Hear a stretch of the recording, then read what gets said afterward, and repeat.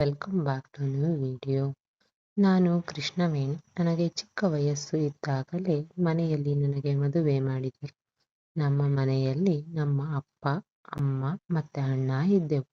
ನನ್ನ ಗಂಡನ ಮನೆಯಲ್ಲಿ ನಾನು, ನನ್ನ ಗಂಡ ಮತ್ತೆ ನನ್ನ ಮಾವ ಇದ್ದರು. ಮದುವೆ ಆಗಿ 1 ವರ್ಷಕ್ಕೆ ನನಗೆ ಒಂದು ಹೆಣ್ಣು ಮಗು ಆಯಿತು. ನನ್ನ ಗಂಡನ ಮನೆಯಲ್ಲಿ ನನ್ನನ್ನು ತುಂಬಾ ಚೆನ್ನಾಗಿ ನೋಡಿಕೊಳ್ಳುತ್ತಿದ್ದರು. ಹೀಗೆ ಒಂದು ದಿನ ನನ್ನ ಮಾವ ತೀರಿ ಹೋದರು. ನಂತರ ನನ್ನ ಗಂಡನಿಗೆ ವಿದೇಶದಲ್ಲಿ ಕೆಲಸ ಸಿಕ್ಕಿತು. ಹಾಗಾಗಿ ನನ್ನ ಮತ್ತು ನನ್ನ ಮಗಳನ್ನು ಬಿಟ್ಟು ವಿದೇಶಕ್ಕೆ ಹೋದರು. ಅವರು ತಿಂಗಳಿಗೊಮ್ಮೆ ಮನೆಗೆ ಬರುತ್ತಿದ್ದರು. ಹೀಗೆ ಒಂದು ದಿನ ಮನೆಗೆ ಬಂದಾಗ ಅವರು ಹೇಳಿದರು, ನೋಡು ಕೃಷ್ಣವೇಣಿ, ನಾನು ಹೀಗೆ ತಿಂಗಳಿಗೊಮ್ಮೆ ನಿಮ್ಮನ್ನು ನೋಡಲು ಬರುತ್ತಿದ್ದರೆ ನನ್ನ ಸಂಬಳ ಎಲ್ಲ ಖಾಲಿ ಆಗಿ ಹೋಗುತ್ತೆ. ಹಾಗಾಗಿ ಇನ್ನು ಮುಂದೆ ವರ್ಷಕ್ಕೊಮ್ಮೆ ಬರ್ತೀನಿ. ನಾನು ಅದಕ್ಕೆ ಸರಿ ರೀ, ಆಯ್ತು, ಹಾಗೆ ಮಾಡಿ ಅಂದೆ. ನಂತರ ನಾನು ಅವರಿಗಾಗಿ ಕಾದಿದ್ದು ವರ್ಷವಿಲ್ಲ. ನನ್ನ ಮಗಳಿಗೆ 13 ವರ್ಷವಾಯಿತು. ಎಷ್ಟು ವರ್ಷ ಕಳೆದರೂ ನನ್ನ ಗಂಡ ಮನೆಗೆ ಬರಲೇ ಇಲ್ಲ. ನಾನು ಒಬ್ಬಳೇ ಮನೆ ನಡೆಸಲು ತುಂಬಾ ಕಷ್ಟ ಆಯಿತು. ಹಾಗಾಗಿ ನಾನು ಮನೆ ಕೆಲಸಕ್ಕೆ ಸೇರಿಕೊಂಡೆ. ಹೀಗೆ ನನ್ನ ಮಗಳಿಗೂ ಕೂಡ 20 ವರ್ಷ ಆಯಿತು. ಅವಳಿಗೆ ಒಂದು ಒಳ್ಳೆ ಹುಡುಗನನ್ನು ಕೊಟ್ಟು ಮದುವೆ ಮಾಡಲು ಹುಡುಗನನ್ನು ಹುಡುಕುತ್ತಾ ಇದ್ದೆ. ಒಂದು ಹುಡುಗನ ಫೋಟೋ ಬಂತು. ಹುಡುಗ ನೋಡಲು ತುಂಬಾ ಚೆನ್ನಾಗಿ ಇದ್ದ. ಹಾಗೆ ಮನೆ ಕಡೆ ಎಲ್ಲ ಆಸ್ತಿ ಜೋರಾಗಿ ಇದೆ ಅಂತ ನಾನು ನನ್ನ ಮಗಳನ್ನು ಅವನಿಗೆ ಕೊಟ್ಟು ಮದುವೆ ಮಾಡಲು ನಿರ್ಧರಿಸಿದೆ. ತುಂಬಾ ಕಷ್ಟಪಟ್ಟು ಒಂದು ಚೀಟಿ ಹಾಕಿದ್ದೆ. ಅದನ್ನು ಎತ್ಕೊಂಡು ನನ್ನ ಮಗಳ ಮದುವೆ ಮಾಡಿದೆ. ನಂತರ ನನ್ನ ಮಗಳು ಅವರ ಅತ್ತೆ ಮನೆಗೆ ಹೋಗುವಾಗ ತುಂಬಾ ಅಳ್ತಾ ಇದ್ಲು. ಸಮಾಧಾನ ಮಾಡಿ ಅವರ ಮನೆಗೆ ಕಳುಹಿಸಿದೆ. ನಂತರ ಒಂದು ದಿನ ಗುರುಗಳ ಹತ್ತಿರ ಶಾಸ್ತ್ರವನ್ನು ಕೇಳಿ ಒಂದು ಒಳ್ಳೆಯ ದಿನ ನೋಡಿ ನನ್ನ ಮಗಳು ಅಳಿಯನನ್ನು ಮನೆಗೆ ಕರೆದೆ. ನಂತರ ಅವರಿಬ್ಬರನ್ನು ರೂಮಿಗೆ ಕಳುಹಿಸಿದೆ. ನಂತರ ಬೆಳಗ್ಗೆ ಆಯಿತು. ನಾನು ತಿಂಡಿ ರೆಡಿ ಮಾಡಿ ಅವರಿಬ್ಬರಿಗೂ ಬಡಿಸಿದೆ. ನಂತರ ಎಲ್ಲರೂ ಖುಷಿಯಿಂದ ಮಾತನಾಡುತ್ತಾ ಕುಳಿತಿದ್ದೆವು. ಸಂಜೆ ಆಯಿತು. ಚಹಾ ಕುಡಿದು ಟಿವಿ ನೋಡುತ್ತಾ ಕುಳಿತಿದ್ದೆವು. ನಂತರ ನನ್ನ ಅಳಿಯ ಮಗಳು ಅವರ ಮನೆಗೆ ಹೊರಡುತ್ತೀವಿ ಅಂತ ಹೊರಟರು.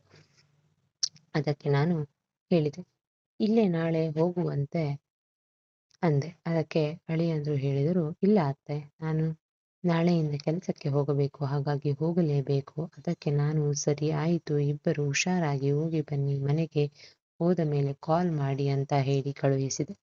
ನಂತರ ಇಬ್ಬರು ಮನೆಗೆ ಹೋದರು. ನನ್ನ ಮಗಳು ಕಾಲ್ ಮಾಡಿದ್ದಳು. ನಾನು ಅವಳಿಗೆ ಕೇಳಿದೆ, ಆ ಮನೆಯಲ್ಲಿ ನೀನು ಸುಖವಾಗಿ ಇದ್ದೀಯಾ ಅಮ್ಮ ಎಂದೆ. ಅದಕ್ಕೆ ಅವಳು ಹೇಳಿದಳು, ಹ್ಞೂ ಅಮ್ಮ, ನನ್ನನ್ನು ಇಲ್ಲಿ ಎಲ್ಲರೂ ಚೆನ್ನಾಗಿ ನೋಡ್ಕೊಂತಿದ್ದಾರೆ, ನಾನು ತುಂಬಾ ಸುಖವಾಗಿದ್ದೀನಿ ಅಮ್ಮ ಅಂದ್ಲು. ನನಗೆ ಅದನ್ನು ಕೇಳಿ ತುಂಬಾ ಸಂತೋಷವಾಯಿತು. ನಂತರ ನಾನು ಅವಳಿಗೆ ಹೇಳಿದೆ, ನಿಮ್ಮ ಮನೆಯಲ್ಲಿ ಯಾರ್ಯಾರು ಏನು ಹೇಳಿದರು ನೀನು ಅವರಿಗೆ ಎದುರುತ್ತರ ಕೊಡ್ಬೇಡ ಅಂದೆ. ಅದಕ್ಕೆ ಅವಳು ಸರಿ ಆಯ್ತಮ್ಮ ಅಂದ್ಲು. ಅದಕ್ಕೆ ನಾನು ಸರಿ ಆಯ್ತು ಮಗಳೇ, ಹುಷಾರು ಅಂತ ಹೇಳಿ ಕಾಲ್ ಕಟ್ ಮಾಡಿದೆ. ನಂತರ ನಾನು ಅಂದುಕೊಂಡೆ, ಸದ್ಯ ಹೇಗೋ ನನ್ನ ಮಗಳಿಗೆ ಒಳ್ಳೆ ಗಂಡ ಮತ್ತೆ ಮನೆ ಸಿಕ್ಕಿತು ಅಂತ. ನಂತರ ನಾನು ನನ್ನ ದಿನನಿತ್ಯದ ಜೀವನವನ್ನು ನಡೆಸುತ್ತಿದ್ದೆ. ದಿನಕ್ಕೆ 3 ಮನೆ ಕೆಲಸ ಮಾಡಿ ನನ್ನ ಮಗಳ ಮದುವೆಗೆ ಅಂತ ಮಾಡಿದ್ದ ಸಾಲವನ್ನು ತೀರಿಸಿದೆ. ಒಂದು ದಿನ ನನ್ನ ಮಗಳು ನನಗೆ ಕರೆ ಮಾಡಿ, ಅಮ್ಮ, ನಮ್ಮ ಮಾಮನವರಿಗೆ ಹುಷಾರಿಲ್ಲ, ತುಂಬಾ ಸೀರಿಯಸ್ ಆಗಿದೆ, ಹಾಸ್ಪಿಟಲ್ನಲ್ಲಿ ಇದ್ದಾರೆ ಅಂದಳು. ನಾನು ಅವಳಿಗೆ ಹೇಳಿದೆ, ನೀನು ಗಾಬರಿ ಮಾಡ್ಕೋಬೇಡ ಮಗಳೇ, ಧೈರ್ಯವಾಗಿರು. ಆಗ ದೇವರು ಒಳ್ಳೆಯವರಿಗೆ ಈ ತರ ಕಷ್ಟ ಕೊಡ್ತಾನೆ. ಅವರು ಹುಷಾರಾಗಿ ಮನೆಗೆ ಬರ್ತಾರೆ, ತಲೆ ಕೆಡ್ಸ್ಕೊಂಬೇಡ ಆಯ್ತಾ ಅಂದೆ. ಅದಕ್ಕೆ ಅವಳು ಸರಿ ಅಮ್ಮ, ಆಯ್ತು ಅಂದಳು. ಸರಿ ಆಯಿತು, ನಾನು ನಾಳೆ ನಿಮ್ಮ ಮನೆಗೆ ಬರ್ತೀನಿ ಬಿಡು ಅಂದೆ. ಸರಿ ಆಯಿತು ಅಂದಳು. ಅದೇ ರೀತಿ ನಾನು ಬೆಳಗ್ಗೆ ಅವರ ಊರಿಗೆ ಹೋಗಲು ಬಸ್ ಸ್ಟ್ಯಾಂಡಿಗೆ ಬಂದೆ. ನಮ್ಮ ಮನೆ ಇರೋದು ದಾವಣಗೆರೆ ಹತ್ತಿರದ ಇರೋ ಒಂದು ಚಿಕ್ಕ ಹಳ್ಳಿಯಲ್ಲಿ. ಅವರ ಊರು ಇರೋದು ಹಾಸನದ ಒಂದು ಚಿಕ್ಕ ಹಳ್ಳಿಯಲ್ಲಿ. ನಮ್ಮ ಮನೆಯಿಂದ ಅವರ ಮನೆಗೆ ಹೋಗಲು 5 ರಿಂದ 6 ಗಂಟೆಯ ಸಮಯ ಬೇಕು. ನಾನು ಅವರ ಮನೆಗೆ ಹೋದೆ. ಅವರ ಮಾವ ಪೂರ್ತಿ ಹುಷಾರಾಗಿದ್ದಾರೆ ಎಂದು ನನ್ನ ಮಗಳು ಹೇಳಿದಳು. ನನಗೆ ಅದನ್ನು ಕೇಳಿ ಸಮಾಧಾನ ಆಯಿತು. ಹಾಗೆ ಅವಳು ಇನ್ನೊಂದು ವಿಷಯ ಹೇಳಿದಳು, ಮಾವನಿಗೆ ಕೆಲವೊಂದು ಔಷಧಿಗಳು ಬೇಕು ಅಮ್ಮ, ಆದರೆ ಅವು ಇಲ್ಲಿ ಸಿಗೋದಿಲ್ಲ, ಮೈಸೂರಿನಲ್ಲಿ ಸಿಗುತ್ತೆ ಎಂದಳು. ನಾನು ಅದಕ್ಕೆ ಸರಿ ಆಯಿತು ಮಗಳೇ, ಅದು ಯಾವ ಔಷಧಿ ಎಂದು ನನಗೆ ಚೀಟಿ ಕೊಡು, ನಾನು ತಂದು ಕೊಡ್ತೀನಿ ಎಂದೆ. ಅದಕ್ಕೆ ಅವಳು ಹೇಳಿದು, ಬೇಡ ಅಮ್ಮ, ನಾಳೆ ನಿನ್ನ ಅಳಿಯ ಕೂಡ ನಿನ್ನ ಜೊತೆ ಬರ್ತಾರೆ, ಹೇಗಿದ್ರು ಔಷಧಿ ತಗೋಬೇಕಲ್ಲ ಅಂದಳು. ಅದಕ್ಕೆ ನಾನು ಹೇಳಿದೆ, ನಾನು ಈಗಲೇ ಹೊರಡುವೆ ಮಗಳೇ ಅಂದೆ. ಅದಕ್ಕೆ ಅವಳು ಹೇಳಿದಳು, ಬೇಡ, ನೀನು ಇವತ್ತು ಇಲ್ಲೇ ಇರು, ನಾಳೆ ಅವರು ನಿನ್ನ ಜೊತೆ ಬರ್ತಾರೆ ಅಮ್ಮ, ಇಬ್ಬರು ಒಟ್ಟಿಗೆ ಹೋಗುವರಂತೆ ಬಿಡು ಅಂದಳು. ಅದಕ್ಕೆ ಸರಿ ಆಯಿತು ಮಗಳೇ ಅಂದೆ. ನಂತರ ರಾತ್ರಿ ಆಯಿತು, ನಾನು ಅವರ ಮನೆಯಲ್ಲಿ ಊಟವನ್ನು ಮುಗಿಸಿಕೊಂಡೆ. ನಂತರ ಬೆಳಗ್ಗೆ ಆಯಿತು, ನಾನು ಮತ್ತೆ ಅಳಿಯ ಇಬ್ಬರು ತಿಂಡಿ ಮಾಡಿ ಊರಿಗೆ ಹೋದೆವು. ಇಬ್ಬರು ಒಟ್ಟಿಗೆ ಮೈಸೂರು ಸಿಟಿಗೆ ಹೋಗಿ ಔಷಧವನ್ನು ತೆಗೆದುಕೊಂಡೆವು.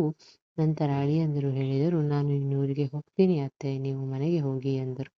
ಅದಕ್ಕೆ ನಾನು ಹೇಳಿದೆ, ಅಯ್ಯೋ, ಇಷ್ಟು ದೂರ ಬಂದು ಹಾಗೆ ಹೋಗ್ತೀರಾ, ಮನೆಗೆ ಬನ್ನಿ, ನಾಳೆ ಹೋಗುವುರಂತೆ ಅಂದೆ. ಅದಕ್ಕೆ ಅವರು, ಬೇಡ ಅತ್ತೆ, ನಾನು ಈಗ ಹೊರಡ್ತೀನಿ, ಮುಂದಿನ ತಿಂಗಳು ಔಷಧಿ ತರೋಕೆ ಬರ್ತೀನಲ್ಲ, ಆಗ ಇಲ್ಲೇ ಉಳ್ಕೊಂತೀನಿ ಎಂದರು. ಅದಕ್ಕೆ ನಾನು, ಸರಿ ಆಯಿತು ಅಳಿಯಂದಿರೆ, ನೀವು ಹುಷಾರಾಗಿ ಹೋಗಿ ಬನ್ನಿ ಅಂದೆ. ಅವರು ಸರಿ ಅಂತ ಊರಿಗೆ ಹೊರಟರು. ನಾನು ಮನೆಗೆ ಬಂದೆ. ನಾನು ದಿನ ಮನೆ ಕೆಲಸಕ್ಕೆ ಹೋಗು ಬಾ ಇವರಿ ಇದೇ ನನ್ನ ಜೀವನವಾಗಿತ್ತು. ನಾನು ಮಾಡೋ ಮನೆ ಕೆಲಸದ ಓನರ್ ಎಲ್ಲರೂ ಒಳ್ಳೆಯವರೇ ಆಗಿದ್ದರು, ಇಬ್ಬರನ್ನು ಬಿಟ್ಟು. ಒಬ್ಬ ಮನೆ ಓನರ್ ಮಗನಿಗೆ 28 ವರ್ಷ ಆಗಿತ್ತು. 6 ತಿಂಗಳಿಂದ ಅವನು ನನ್ನ ಮೇಲೆ ಒಂದು ಕಣ್ಣು ಇಟ್ಟಿದ್ದ. ನಾನು ಏನು ಮಾಡಲಿ? ಆ ಮನೆ ಓನರ್ ಬಳಿ ನಾನು ಮದುವೆಗೆ ಸಾಲ ಮಾಡಿದ್ದೀನಿ. ಹಾಗಾಗಿ ಇನ್ನು 3 ತಿಂಗಳು ನಾನು ಅವರ ಮನೆಯಲ್ಲಿ ಕೆಲಸ ಮಾಡಲೇಬೇಕು. ಅವರ ಮಗ ನಾನು ಕೆಲಸ ಮಾಡುವಾಗಲೆಲ್ಲ ಬೇಕಂತಲೇ ಕೆಳಗಡೆ ಏನಾದರೂ ಚೆಲ್ಲುತ್ತಿದ್ದ. ಹೀಗಾಗಿ ಅವನಿಂದ ನನಗೆ ತುಂಬಾ ತೊಂದರೆ ಆಗುತ್ತಿತ್ತು. ನಾನು ಎಲ್ಲವನ್ನು ಸಹಿಸಿಕೊಂಡು ಕೆಲಸ ಮುಂದುವರಿಸುತ್ತಿದ್ದೆ. ಹೀಗೆ ಒಂದು ದಿನ ಧೈರ್ಯ ಮಾಡಿ ಅವನ ವಿಷಯವನ್ನು ಓನರ್ನ ಬಳಿ ಹೇಳಿದೆ. ಆಗ ಅವರು ಹೇಳಿದರು, ಈ ಥರ ಎಲ್ಲ ಮಾಡ್ತಾನ ಅವನು? ನೋಡಮ್ಮ ಕೃಷ್ಣವೇಣಿ, ನೀನು ಬೇಜಾರು ಮಾಡ್ಕೊಬೇಡ, ಅವನಿಗೆ ಬುದ್ಧಿ ಹೇಳ್ತೀನಿ. ಆಗ ನನಗೆ ಸ್ವಲ್ಪ ಸಮಾಧಾನ ಆಯಿತು. ಹೀಗೆ ಒಂದು ದಿನ ಆತನ ಮನೆಯಲ್ಲಿ ಕೆಲಸ ಮಾಡುತ್ತಿದ್ದಾಗ ನನ್ನ ಮೊಬೈಲಿಗೆ ನನ್ನ ಅಳಿಯ ಕಾಲ್ ಮಾಡುತ್ತಾರೆ. ಅವರು ಹೇಳುತ್ತಿದ್ದರು, ಅತ್ತೆ, ನಾನು ನಾಳೆ ಊರಿಗೆ ಬರುತ್ತೀನಿ, ಔಷಧಿ ತಗೊಂಡು ಹೋಗೋಕೆ ನೀವು ಬಿಡುವಿನಲ್ಲಿ ಇದ್ದರೆ ಸ್ವಲ್ಪ ಸಿಟಿಗೆ ಹೋಗಿ ಔಷಧಿ ತಗೊಂಡು ಇಟ್ಟಿರಿ ಎಂದರು. ಅದಕ್ಕೆ ನಾನು ಹೇಳಿದೆ, ಸರಿ ಆಯಿತು ಅಳಿಯಂದಿರೆ, ನೀವು ನಿಧಾನವಾಗಿ ಬನ್ನಿ, ನಾನು ತಂದು ಇಟ್ಟಿರ್ತೀನಿ ಅಂದೆ. ಅದಕ್ಕೆ ಅವರು, ಸರಿ ಆಯಿತು ಅತ್ತೆ ಎಂದರು. ಅಷ್ಟರಲ್ಲಿ ಓನರ್ ಮಗ ಬಂದು ನನಗೆ ಬೈಯಲು ಶುರು ಮಾಡುತ್ತಿದ್ದನು. ನೀವು ಏನು ಕೆಲಸ ಮಾಡೋಕೆ ಬಂದಿದ್ದೀರಾ, ಇಲ್ಲ ಫೋನ್ನಲ್ಲಿ ಮಾತಾಡೋಕೆ ಬಂದಿದ್ದೀರಾ ಅಂದನು. ನಾನು ಅವನಿಗೆ ಹೇಳಿದೆ, ನಾನು ಈಗ ಕೆಲಸ ಮಾಡಿ ಮುಗಿಸಿ ಮಾತನಾಡುತ್ತಿದ್ದೀನಿ, ನನ್ನ ಕೆಲಸ ಮುಗಿಯಿತು, ನಾನು ಇನ್ನು ಮನೆಗೆ ಹೊರಡುತ್ತೀನಿ ಅಂದೆ. ಅದಕ್ಕೆ ಅವನು, ಇನ್ನೂ ನಿಮ್ಮ ಕೆಲಸ ಮುಗಿದಿಲ್ಲ, ನನ್ನ ರೂಮ್ ಫುಲ್ ಗಲೀಜಾಗಿದೆ, ಹೋಗಿ ಅದನ್ನು ಕ್ಲೀನ್ ಮಾಡಿ ಅಂದನು.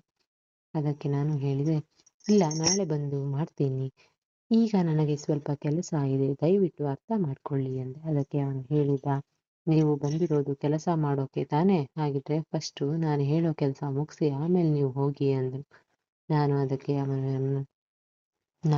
ಅದಕ್ಕೆ ಇವನು ನನ್ನನ್ನು ಇವತ್ತು ರೂಮ್ ಕ್ಲೀನ್ ಮಾಡುವವರೆಗೂ ಬಿಡೋದಿಲ್ಲ ಅನ್ಸುತ್ತೆ ಅಂದ್ಕೊಂಡು, ಸರಿ ಆಯಿತು ಮಾಡ್ತೀನಿ ಅಂದು ಅವನ ರೂಮಿಗೆ ಹೋಗಿ ಎಲ್ಲ ಕ್ಲೀನ್ ಮಾಡಿ ನಂತರ ಮನೆಗೆ ಹೋದೆ. ನಂತರ ಸಮಯ ರಾತ್ರಿ 7 ಗಂಟೆ ಆಯಿತು. ನನ್ನ ಅಳಿಯ ಮನೆಗೆ ಬಂದರು. ಆಗ ನಾನು ಯೋಚಿಸಿದೆ, ಅಯ್ಯೋ, ಇವರು ಔಷಧಿ ತರೋಕೆ ಹೋಗಿದ್ರು ಅಲ್ವಾ, ಮರೆತುಬಿಟ್ನಲ್ಲ ಅಂದ್ಕೊಂಡೆ.